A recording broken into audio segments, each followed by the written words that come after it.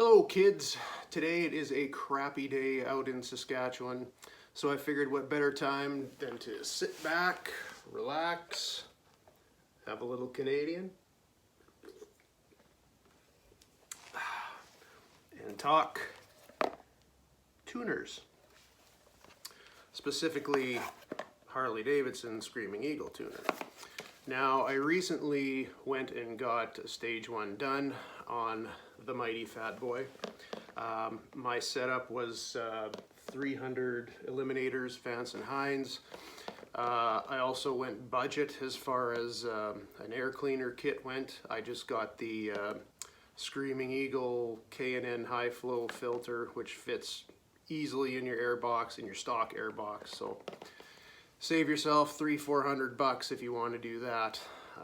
I think it cost maybe 70 something Canadian for the filter. I might not be including tax on that though.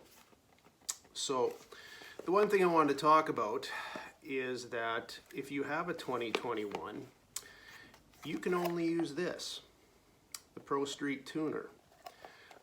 The reason is if you use something like an aftermarket tuner, you're going to void your warranty. I'd heard that already, but I thought, well, I'll go in and I'll talk to them. I was going to get a Power Vision, and that's what I was going to do on the 2013, but they told me if you're going to do a tune, you have to use the Screaming Eagle. So there is the part number, and we open this guy up. And there is your tuner. Now, if you've been around Harleys for a while, done any tuning in the past, you'll know that they used to have orange tuners, and they were basically what they would call a super tuner. With that, they could put it on a dyno tune it, dial it in pretty good. I had a Road King at one time back in 2012, and I had them do that. And it got very good numbers from just a stage 1. It was a very good tune. At that time, I think, if anybody's interested, it was a 2012 Road King. It had a heavy breather heavy breather air cleaner kit, and it had Samson 4-inch slash cut slip-ons with the baffles taken out. But it got very good numbers as far as a stage 1 goes.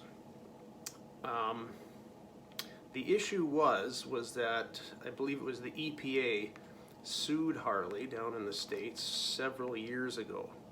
I believe the main argument was that when Harley sells a stock motorcycle, it's EPA compliant, it's legal.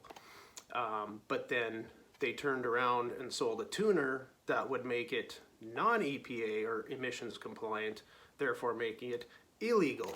So their whole argument was you can't sell a legal bike and then sell something immediately after that makes it illegal. It ended up costing Harley millions. I think they had a buyback program as well. So now all their tuners are EPA compliant, which means you're probably not going to get as much power out of the tune as you would on an aftermarket. For my money, I'll keep the warranty valid, and if it's a little less horsepower, it doesn't bother me too much. The tune I got was pretty decent. You're still getting a good zip out of the bike. The one thing I will say, it does get up to speed a little quicker than it did before, but obviously it's not earth-shattering. But just so you know, you're going to be stuck with the Screaming Eagle Pro Street tuner. There's nothing wrong with it, but unless you want to void your warranty, I wouldn't recommend going with anything but. Unfortunately, that's just the way it is. The EPA kind of neutered Harley in that area. But anyway, that's basically all I just wanted to say. If you've got the 2021, you're stuck with these guys.